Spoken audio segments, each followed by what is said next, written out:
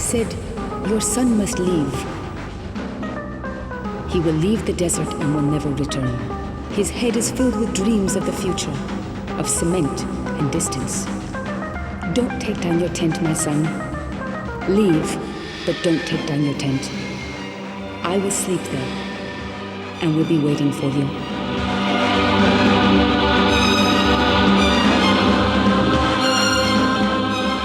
Chinguetti is the seventh holy city of Islam, a dying city in the middle of the Mauritanian desert.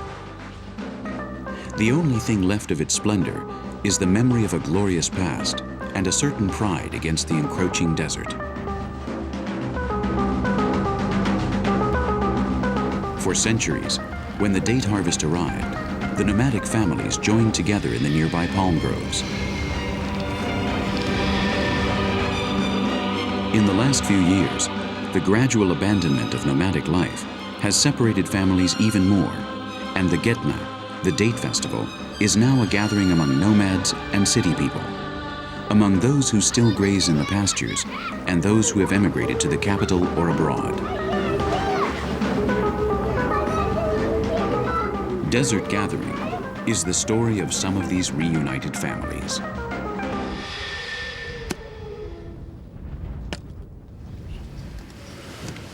My name is Mahmoud Mohammed. My parents were nomads until 1988. I currently run a hostel for tourists next to the Chinguetti Mosque.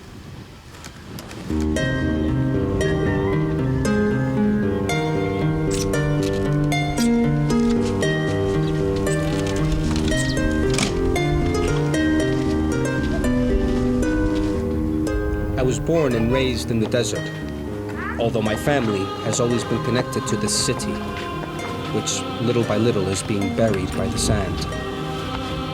The dunes are advancing, and although Chinguetti is fighting to beat the drought, it is losing.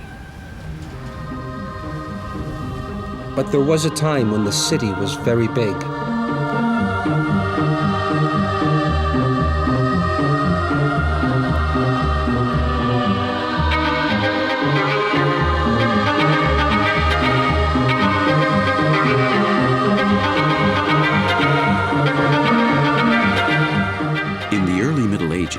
When the empires of Ghana and Mali dominated West Africa, camel caravans crossing the desert were obliged to pass through Chinguetti. Wise men and poets settled here from all corners of the Arab world. Chinguetti was a pearl in the middle of the desert. Each year, millions of religious followers would pass through this city on their journey to Mecca. There were 11 mosques, many Quranic schools, and libraries where thousands of manuscripts were kept.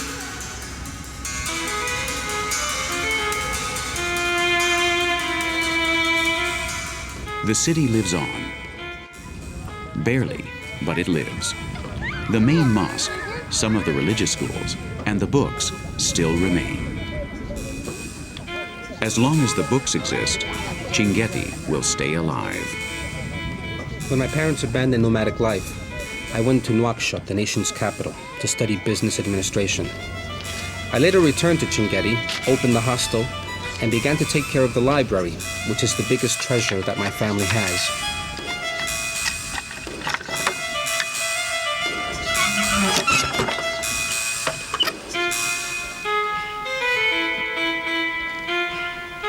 It is very big, and we have more than 250 books that date from as far back as the 13th century. The library was founded by my great-grandfather, who during that time bought, sold, exchanged, collected, and copied books. There are many books about Islam in this library: poetry, medicine, literature, history, many different subjects. The books were never protected, but I have restored them and now take care of them so they will last as long as possible. This is a book that talks about the Prophet Muarra, and it dates back to the 14th century.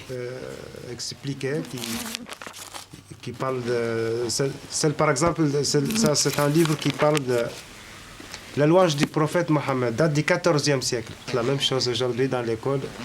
Here, we have a Quran from the 18th century. It is for traveling.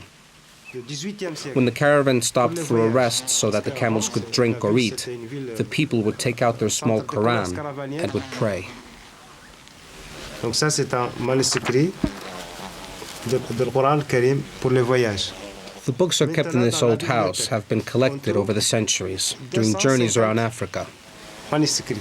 Le nombre de la bibliothèque famille. When someone saw an interesting book, they hired a clerk to copy it, or, if it was for sale, they bought it. À l'époque, la maison aussi était faite chez lui. On garde la grosse, l'original dans les bambous.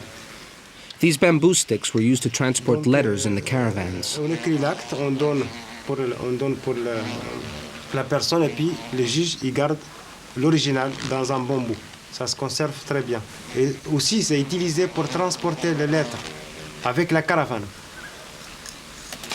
Par exemple, on voit l'adresse. This letter was written by a family in 1130 in the month of Isria, which is equivalent to the Christian 17th century. They lived in Gulaimi, in Morocco. It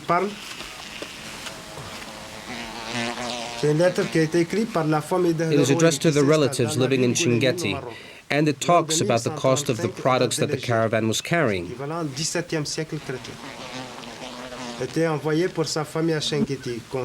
It is written on gazelle skin.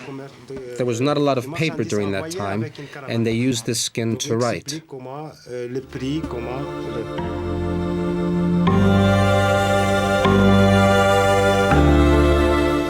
It's July, the month of the Getna festival. Mama is Mahmud's brother, and he also lives in Chinguetti, where he has a store and runs a Quranic children's school. Here in the Tanusha oasis, he will reunite with the rest of his family in just a few days. At the moment, he is waiting with Sinapu, his wife, and with Sidi, his small son. It will be a big celebration, and they need to prepare everything, especially the date harvest. The Getna is the best time of year, when the nomads abandon the pastures and take refuge in the palm groves in order to rest and meet up with their relatives and friends. These are days of celebration, of peace, of long conversations, and of religious song that lasts until sunrise. The family of Mama and Mahmoud was nomadic until the 1980s. It was a hard time, and circumstances made them look for other alternatives. Only one of the brothers, Ali, continued living the nomadic life. The rest of the family opted to settle down. Some remained in Chinguetti, others went to Nouakchott. Their father's younger brother, Da, emigrated to Europe, to Paris. The Tanusha palm grove has been the family's meeting point for centuries. Today, the oasis, like the family itself, is in danger of extinction. The encroaching desert is eating it up, but they are not willing to accept defeat. They fight against the dunes with dikes and against the distance by gathering together in the desert.